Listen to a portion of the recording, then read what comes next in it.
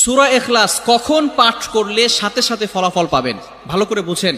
সূরা ইখলাস হচ্ছে পবিত্র কোরআনুল কারীমের ভিতরে ছোট সূরাদের ভিতরে অন্যতম একটি সূরা। তবে ফজিলতের দিক থেকে সূরা ইখলাস হচ্ছে গুরুত্বপূর্ণ ফজিলত, এবং এই সূরাটা এমন একটা সময় আল্লাহ পাক রব্বুল আলামিন নাজিল করে দিয়েছেন যখন আল্লাহ রাসূল সাল্লাল্লাহু আলাইহি ওয়াসাল্লাম দ্বীনের প্রচার করতে লাগলেন। এমন সময় আল্লাহ পাক রব্বুল আলামিন এক আল্লাহর দাওয়াত দিতে লাগলেন। তখন কাফেররা আল্লাহ রাসূল সাল্লাল্লাহু আলাইহি সাল্লামকে কোশ্চেন করলো যে, মুহাম্মদ, তুমি তো এক আল্লাহর দাওয়াত দাও, আমরা তো কোটি কোটি দেবতার পূজা করি, তারা আমাদের সমস্যার সমাধান করতে পারে না।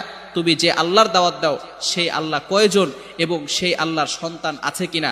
সাথে সাথে আল্লাহ পাক রব্বুল আলামিন এই কাফেরদের প্রশ্নের উত্তরে আল্লাহ রাসূল সাল্লাল্লাহু আলাইহি সাল্লামের কাছে এই সূরাটি নাজিল করলেন, কুল হুয়াল্লাহু আহাদ আল্লাহুস সামাদ লাম ইয়ালিদ ওয়া লাম ইউলাদ ওয়া লাম ইয়াকুল লাহু কুফুয়ান আহাদ।